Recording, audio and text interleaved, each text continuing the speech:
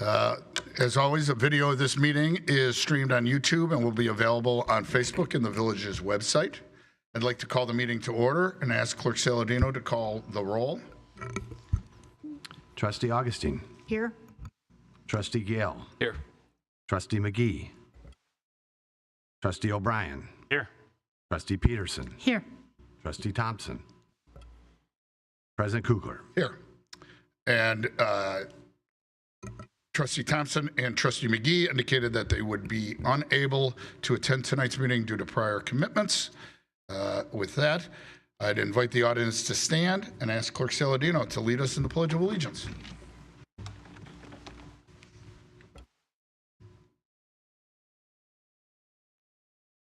The flag, States, Republic, which is one nation, visible, liberty.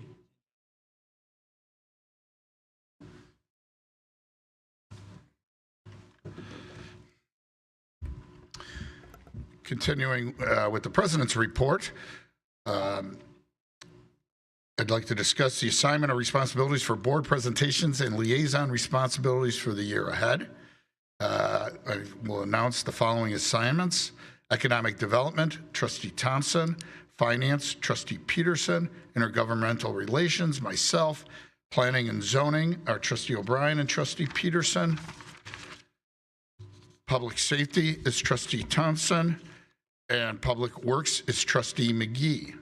As far as liaison assignments go, Trustee Thompson will be with the Community and Economic Development Commission, Trustee Augustine with the Design Review Commission, Trustee McGee with the Environmental Quality Commission, Trustee Peterson and Clerk Saladino with Finance, Trustee O'Brien with Plan Commission, Trustee Augustine with Social Media, Trustee Peterson with Zoning Board of Appeals. So we do have two new liaison assignments. That is for social media, and Trustee Augustine basically handled that for us this year. I appreciate it. I appreciate your willingness to do it again another year. And then finance, that's going to be Trustee Peterson along with Clerk Saladino helping out in that regard. And on our before us today, we'll be voting on hiring an accounting firm to run the finance department, and they will be working as a liaison in that regard. So again, thank you everyone for your service.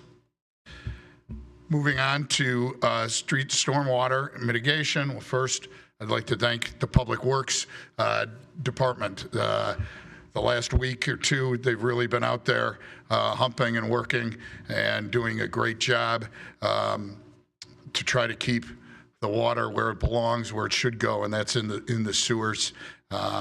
Obviously, well, first, I guess I'll wish everybody a happy Father's Day this past weekend, but it was rainy. We have Public Works out there working on Father's Day, and so I appreciate their efforts. And then the storms that we've had the last couple of weeks have been a lot. And there's still a lot of limbs out there that need to be taken care of, but they're working through it. And I got off the train today and saw a big water main break on the just west of Brainerd and Hillgrove, and it's a big project that's going to be going on tonight, tomorrow, and so again, I appreciate all of their work. Moving on to the mitigation and trying to get this water out of the community. The past week, the village received input from IDOT's Detour Committee in regards to a permit submitted to accommodate the 50th Street storm sewer construction. A conceptual detour plan was approved with additional details currently being developed by the village's consultant engineers as the village moves forward in the final permitting approval. In the coming weeks, the village will be working with MWRD on an intergovernmental agreement on the funding of the project, which plans to go out to bid in the fall. So again, we needed to get IDOT involved because the 50th Street storm sewer will go across East Avenue. Traffic will need to be detoured as that construction goes on. And so we're working with them and continuing on with that. We need to work with MWRD because we need their participation in funding.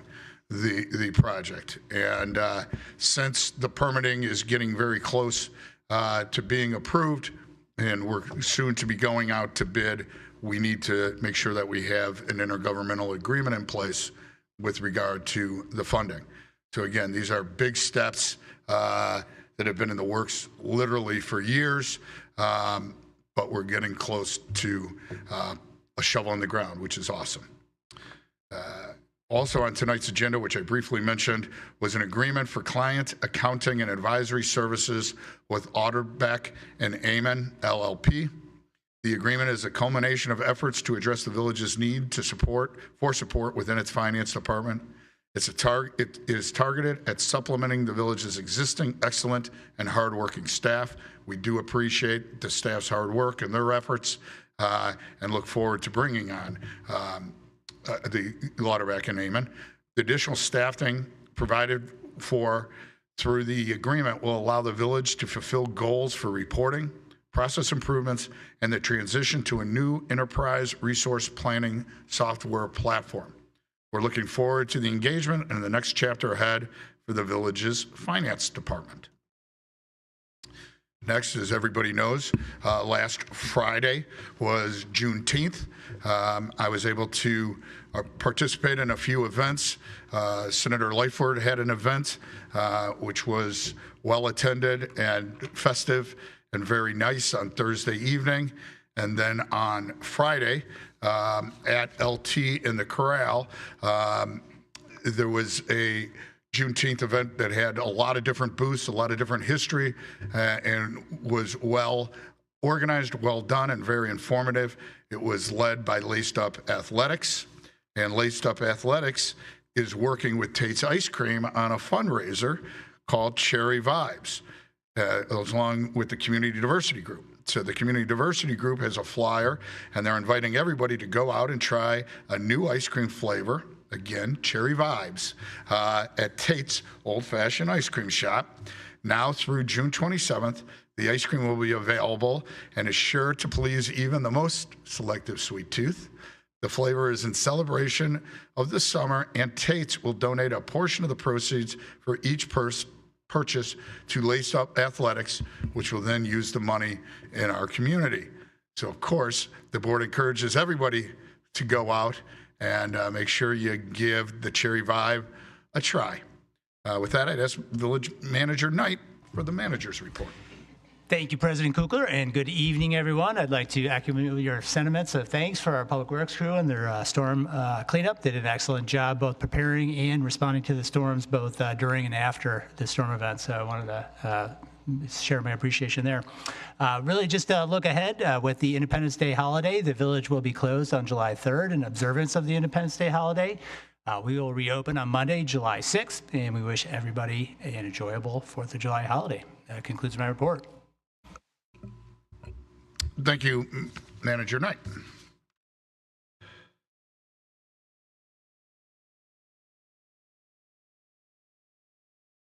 With that, I'd request Clerk Saladino read the items under the consent agenda, followed by those under current business.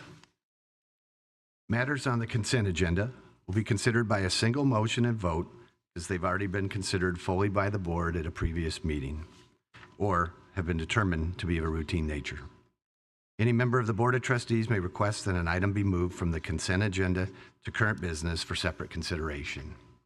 Item A, a resolution approving the extension of an agreement with Andy Frayne Services, Inc. for crossing guard services. Item B, a resolution approving and authorizing the execution of an agreement for alarm monitoring and receiving system equipment and services with Johnson Controls Security Solutions, LLC. Item C, a resolution approving a 3-year agreement with All Information Services, AIS, for business continuity and disaster recovery services. Item D, a resolution to approve a contract with M.E. Simpson Company, Inc. for water system valve exercising. Item E, an ordinance adopting amendments to the Village of LaGrange fee schedule and fine schedule. Item F, minutes of the Village of LaGrange Board of Trustees regular meeting, April 13th, 2026. Item G, Minutes of the Village of LaGrange Board of Trustees regular meeting, April 27th, 2026. And item H, consolidated voucher, June 22nd, 2026. Under current business, this agenda item includes considerations of matters being presented to the Board of Trustees for action. Item A, a resolution approving an agreement with Lauterbach and Amon LLP for client accounting and advisory services. And item B, an ordinance adopting further amendments to the village code for the Village of LaGrange as part of the recodification process. Thank you, Clerk Saladino. The next item on tonight's agenda is public comments regarding agenda items. Please come to the microphone if you have any comments on tonight's agenda.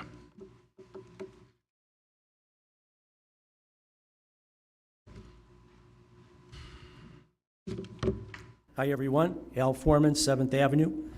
I'm glad to see Agenda Item 6A for client accounting and advisory services. And while Lauterbach and Amon can likely handle our mess for less, I must stress one word tonight, and that's oversight. Every outsourcing agreement requires strict oversight process to guarantee value. Who will ask the hard questions, monitor deliverables, and verify our savings? Who will turn insights into actionable plans? Who will manage the outsourcer and exercise critical thinking? Outsourcing is an effective approach, but ultimate responsibility for financial statements and internal controls remains with the village board and staff.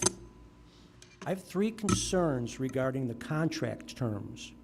First, the resolution indicates a 3-year term, but the contract explicitly states 30 months. So you might need to true up that paperwork.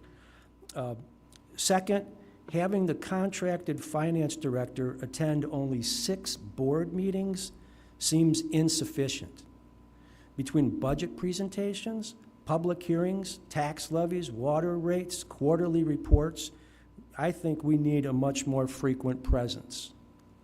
Third, the contract specifies additional charges, but it's completely silent on reduced charges if hours fall below 1,600. Looking ahead to 2028, optimization and AI tools could easily reduce needed hours. It appears this possibility was not considered. Now, LA's resources have great experience in Cook County municipalities like Kenilworth, Northfield, and Indian Head Park. Critically, all 3 of those municipalities have a finance committee. Why LaGrange lacks comprehensive oversight is a mystery. It's been over 2 years since this village published monthly financial statements as required by our policy. Waiting for external auditors was a bad plan and signaled a lack of urgency. Until now, 1 trustee as financial liaison and staff supervision of the finance function has been ineffective. Please don't rest on the outsourcing decision. Use it to drive financial awareness to the widest possible audience. I strongly urge the board to ask L&A about the merits of a finance committee and consider establishing one for LaGrange. Thank you very much. Thank you.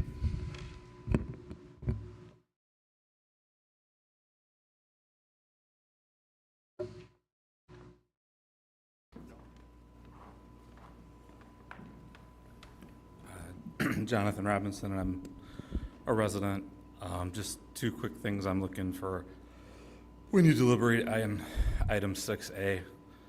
The first is, it says that we budgeted for this outsourcing and whatnot. I'm just looking for an actual comparison, actual numbers of what we're actually spending above or below what we had anticipated for staff instead.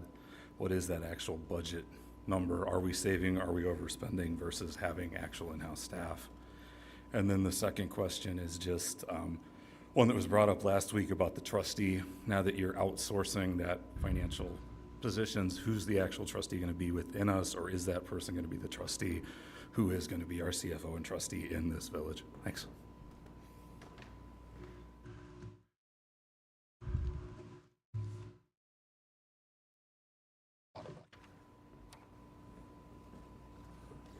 John Pluto, East Avenue. I'm not so sure I know a real lot about this outsourcing of our financials, but I know in the past when we've hired major positions that they've gone through GovHR. And we pay a premium price for this headhunter to find us a qualified person to work for this village. And unfortunately, we had Rick Colby here for 3 years and he left, and I know it cost us $7,000 to find him, you know.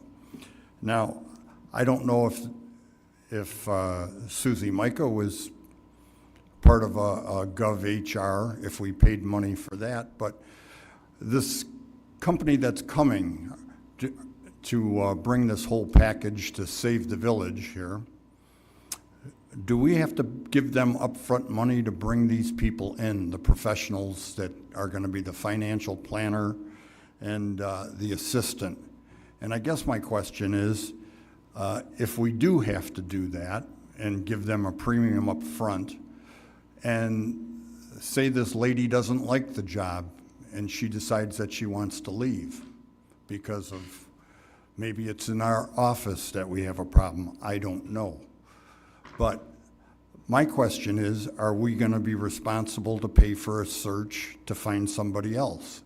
And I think what needs to be attached with that is if we're going to pay for a headhunter, that if they're going to leave on their own powers, if they don't stay a certain number of years, that they need to come and pay back part of that headhunting fee.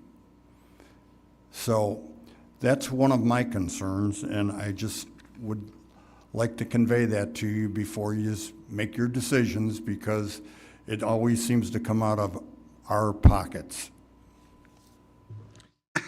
Thank you. Thank you. And I will address, once we're done, seeing no other public comments regarding this, I'll try to address a few of the points, starting with our pockets. That's a very general R, meaning everybody in the village. First, the first speaker talked about a finance department liaison. This is the first year that we're going to have, starting today, a finance department liaison. We've never had that in the past. And so we're going to have two, and I think it's a good step forward. With regard to 30 months or 36 months, we'll look at that and make sure that it makes sense, whether it's 30 months or 36 months. We're looking for a relatively long-term relationship with Lauterbach and Amen on our finance department. We expect, we didn't do it to save money. We did it to make the department more professionalized, to make sure that we're doing everything that we should be doing and doing it best in class. So that was the idea. Bringing in Lauterbach and Amen, well, let me stop before that. The selection, we were fortunate. Although I don't work as an accountant, I do have my CPA. Trustee Peterson has her CPA. Clerk Saladino worked as an auditor. So we had village board that had an accounting background. In addition, our staff is well versed in interviewing professionals and consultants. So we went out with an RFP to accounting firms. The accounting firms then answered the RFP and consultants. And we selected two for interviewing, and we chose, both were very, very good, but we chose Lauterbach and Amen to be the accounting firm. We did not use a headhunter. We did not incur any costs of the headhunting.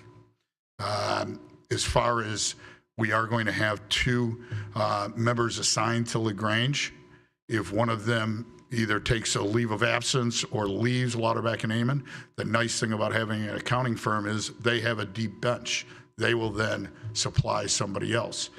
As well as when we have a big project that requires more than two people, they can bring in the right level, whether it's entry-level accounting associate or partner level, to staff whatever those needs are. Again, those are great things that bringing in Lauterbach and Amon allows us to do versus hiring one person to be a full-time finance director. So those are the reasons we wanted to do it. It wasn't, are we going to save money? We expect it'll either save money or be revenue neutral as to what a finance director would have cost, including all the benefits and things like that. But again, that's not what we're looking at necessarily. That wasn't the prime focus. The prime focus is what's the best way to make our finance department best in class, and the board decided that. So hope that answers your questions that you had in that regard. And with that, I would ask for a roll call vote on the consent agenda. Oh, we need a motion and we need a second. But before we do a motion in a second, I need our attorney to just do a quick explanation of why I'll be voting on some of the items. Yeah, so Clerk Saladino, when you call the consent agenda for items 5A, 5B, 5C, and 5D, President Kukler needs to cast a vote because they involve the waiver of bidding. So it's the supermajority vote that's required, and so the village president votes on those items.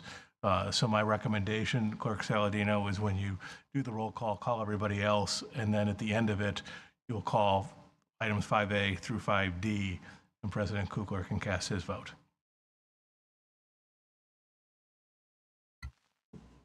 So I would ask for a motion on all of 5A through H. I move for approval of the consent agenda 5A through 5H as presented. Second. Oh. Thank you, Trustee Gale. Trustee Augustine. With that, first comments with regard to? Yep. Yes, and as previously stated, I recuse myself from voting on any agenda items related to the village prosecutor. Thank you, Trustee Augustine. Any other comments, questions? Seeing none, I would ask for a roll call vote. Trustee Peterson? Aye. Trustee O'Brien? Aye. Trustee Augustine? Aye. Trustee Gale? Aye. And on items 5A through D, President Kukler? Aye. And that passes unanimously. Thank you. Moving on to current business. A is the agreement with Lauterbach and Amon for client accounting and advisory services, and I'd ask Trustee Augustine to introduce that. Thank you, President Kukler. Management of the village's finances is undertaken by the Finance Department, which has the responsibility of preparing and administering the annual budget, managing the annual audit process, collecting taxes and fees, performing billing and payment activities, and conducting other financial transactions in managing the financial affairs of the village. The department is led by the Finance Director. In May of 2025, the Finance Director at that time accepted a position in another municipality and departed employment with the village. Shortly thereafter, the accounting manager also accepted a position in another municipality. At that time, the village elected to secure the services of temporary staffing from staffing firm MGT to fill the two vacancies, with supplemental assistance provided by existing staff. Following the conclusion of services of the accountant provided through MGT, the village hired an accounting manager in November. With the audit process concluding in March and the budgeting process concluding in April, the village reassessed organizational needs as it relates to the finance department, as well as the staffing model to support those needs. Based on this assessment, it was determined that providing staffing for the department through a contract with financial services consultant would best suit the identified needs. On April 13th, 2026, the village issued a request for proposals, an RFP, for financial services. Services sought through the request included oversight and guidance, budgeting and financial planning, accounting, financial reporting, accounts receivable, revenue collection, payroll and benefits administration, treasury and cash management, debt management, audit compliance, capital project financial management, procurement, financial control, policies, process improvement, financial analysis, and other services. Of the proposals received, 2 were determined to be the most responsive to the request and were selected for interviews. The village's evaluation team, consisting of President Kukler, Trustee Peterson, Clerk Saldino, Village Manager Knight, Deputy Village Manager Jones, and Contracted Finance Director Mappy, conducted the interviews and evaluated the firm's abilities to provide the services requested. Through this process, Lauterbach and Amon LLP was unanimously identified as the firm most qualified to provide these services. Lauterbach and Amon's proposal includes assigning Kathleen Morley to fulfill the duties of Finance Director. She has more than 35 years of accounting and financial management experience and has worked for the villages of Kenilworth and Northfield. Her background includes managing a transition in enterprise resource planning and ERP software, an upcoming project for our village, so it's a skill greatly needed. Financial policy development and reporting responsibilities. The proposed Assistant Finance Director, Joanna Katterman, has an accounting background and has served in the villages of Indian Head Park, Willowbrook, and Orland Park. Her experience includes audits, financial reporting, payroll, process improvement, software implementation, and supporting day-to-day financial operations. The proposed services also include additional staffing resources available on an as-needed basis. Staff has collaborated with Lauterbach and Amon representative and the village attorney in crafting the proposed 3-year agreement for client accounting and advisory services. The proposed agreement includes a staffing model well suited to meeting the village's needs with highly qualified and experienced personnel assigned. The budgets for this expenditure were included in the approved fiscal year budget 2026-2027 budget. Staff is recommending approval of the proposed resolution approving an agreement with Lauterbach and Amon for client accounting and advisory service, and I would motion to approve. Thank you, Trustee Augustine. A second? Second. Thank you, Trustee Peterson. Any discussion regarding this item? Seeing none, Trustee Augustine. I just had one question, and it's regarding the 30-month term for 3 years. Is it not just because we're halfway through this year? Is that why we are? I'm not certain. Okay. Well, so yeah, just to be clarified, the contract itself goes to the end of 2028. The resolution does say for a term of 3 years. You can just, if you want to make the modification to the end of 2028, that it's slightly more accurate. So it's not fully 3 years. Yep. Okay, with that, so do we have to formally make a modification there on the motion? If somebody wants to make a motion to amend the resolution, we can do so. Okay, why don't we make them, somebody, Make the motion to amend as described by Attorney Schuster. correct, that the contract is ending in December 31 of 2028? Yes. I'll second that. Trustee Peterson, do you have a question on that?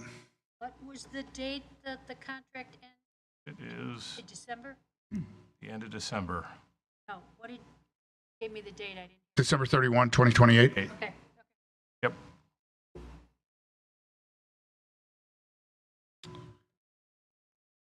Second, Trustee Gale, did you second that? Yeah, I did. Yeah. Thank you. No other questions. I would ask for a roll call vote on that. Trustee O'Brien? Aye. Trustee Peterson? Aye. Trustee Gale? Aye. Trustee Augustine? Aye. And that passes unanimously. Next up is a B, an ordinance adopting further amendments to the village. Yep. I'm sorry. Sorry, we voted on the motion, so now we got to vote on That was just a vote to amend. Correct. Okay. Yep. Sorry about that. That was, now that it's been amended, we need another roll call vote. And Trustee Augustine already. Somebody want a second? Me, wasn't it? Peterson? And now a roll call vote. Trustee O'Brien? Aye. Trustee Gale? Aye. Trustee Peterson. Aye. Trustee Augustine. Aye. Thank you, everyone, and that passes unanimously. Now we can move to item B. An ordinance adopting further amendments to the village code for the village of LaGrange as part of our recodification process. In January, the village board approved a comprehensive modernization of the village's code of ordinances, which is now referred to as the village code. This process included reorganizing the code into new titles, chapters, and sections. The new village code is hosted online by MuniCode LLC and was first published in February of 2026. Following a subsequent and thorough review of the code, there's attached ordinance corrects drafting inconsistencies arising from the codification process. The majority of the text amendments relate to one recently adopted ordinance, 0-26-12, related to liquor licensing that was inadvertently left out of the recent codification. Other text amendments correct formatting inconsistencies. I would entertain a motion and a second to approve this item. I move to approve as presented. Second. Thank you, Trustee Gale and Trustee O'Brien. Any discussion regarding this item? Seeing none, I would ask for a roll call vote. Trustee Augustine. Aye. Trustee Gale. Aye. Trustee Peterson. Aye. Trustee O'Brien. Aye. And that passes unanimously. Moving on to public comments regarding matters not on tonight's agenda. Please approach the microphone with your comments.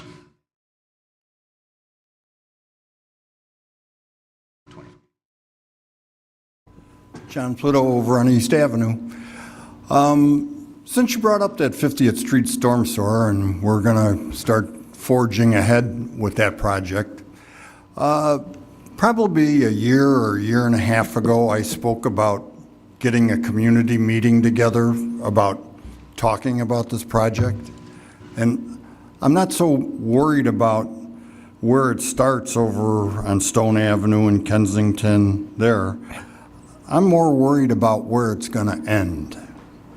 And you had said, I talked with Beth about that. We were discussing getting a community meeting where the people from the east side, southeast side could get together and see what's going on there. Because you're going to bring a lot of water down from that country club down to the Sedgwick Park area.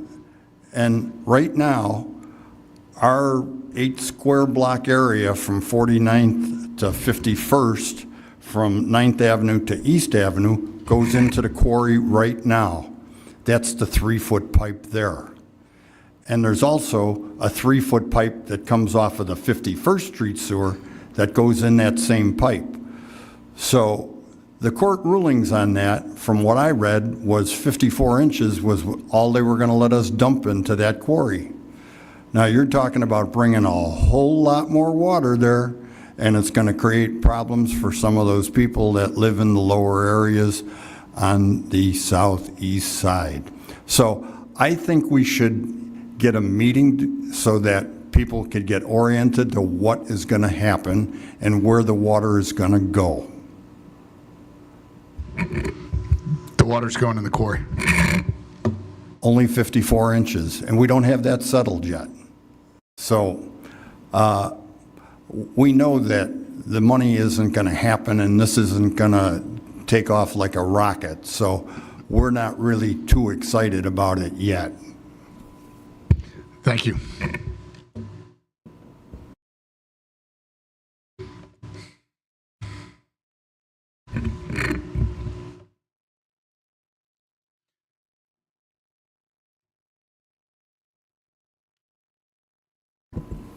Jonathan Robinson, still a resident. The question about who our treasurer and CFO are wasn't answered. I just want to put that out there. The law director, Ammon, will be doing that role. So the actual finance director will be our CFO and treasurer? Yes. The outsourced person? Thank you.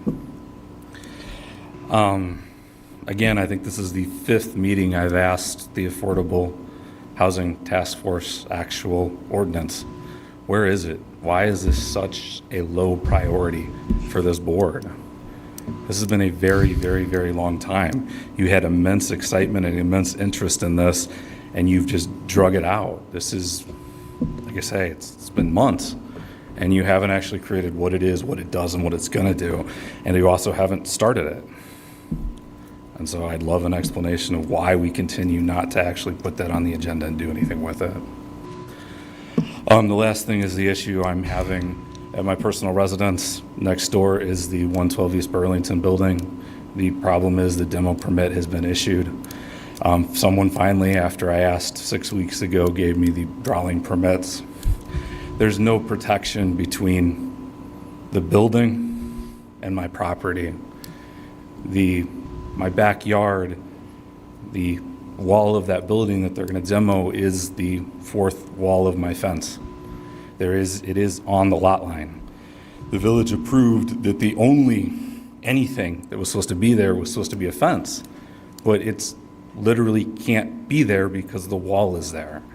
And so there's absolutely no protection, there's absolutely no buffering, and there is absolutely no safety for my property. I don't find that acceptable, I don't find that reasonable, I don't find that normal. Why is the village approving a fence that literally can't be installed as the solution? Beyond that, they have said that they want to hand disassemble this wall.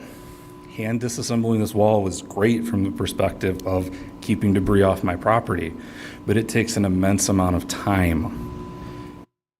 What they're going to do first is remove the roof framing. Once they remove the roof framing, the wall has no support. It's an unbraced wall that is flapping in the breeze, literally. When we construct a new building, those are braced.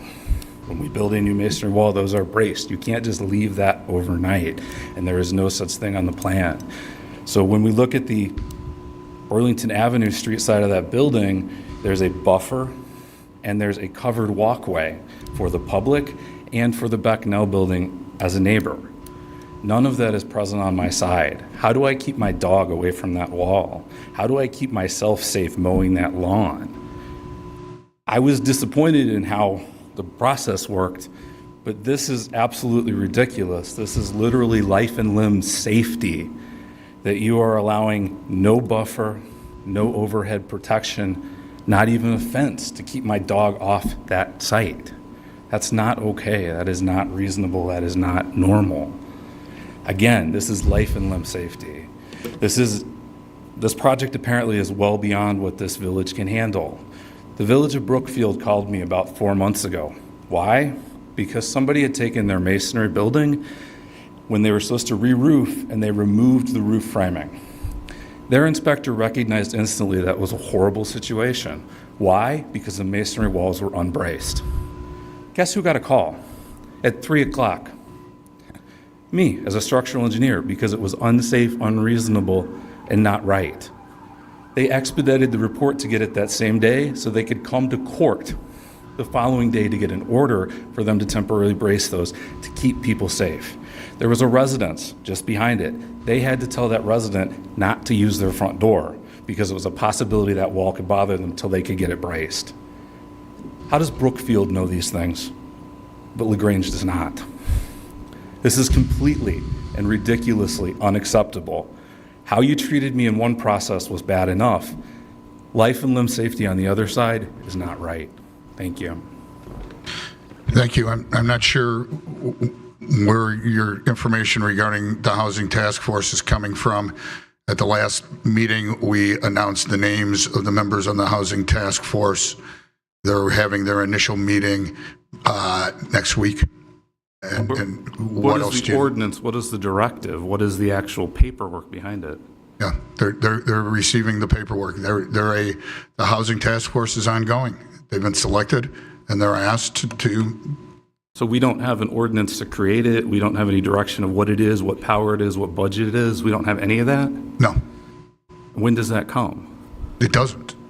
So you just made a meeting with people that have no authority, no budget, nothing? The meeting, the task force is to give a recommendation to the board. Where is that ordinance to say that? When do they do that? I can't continue to answer your same question with a different answer. So I'll say again, there isn't an ordinance. The task force is moving forward.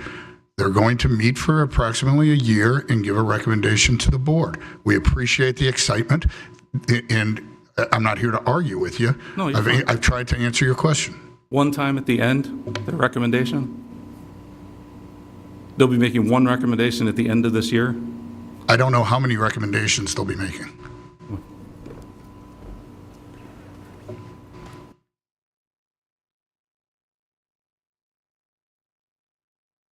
Seeing no other public comments, any trustee comments, questions, reports? Seeing none, we will be going into closed session. At this time, the village board intends to meet in closed session under section 2C11 for the purpose of discussing pending or probable litigation, and under section 2C21 to discuss minutes of meetings lawfully closed under the Illinois Open Meetings Act. The village board will not reconvene in open session as no formal action will occur following the closed session. May I have a motion and a second to enter into closed session? I move we enter into closed session. Second. Thank you, Trustee Gale. Trustee O'Brien. Clerk Saladino, will you please, or any discussion on that? Seeing none, Clerk Saladino, will you please call the roll? Trustee Augustine? Aye. Trustee Peterson? Aye. Trustee O'Brien? Aye. Trustee Gale? Aye. And that passed unanimously. I wish everybody a happy 4th of July. Will we be back? We will not be back before the 4th of July. So be safe and enjoy. Thanks. Mark, you have to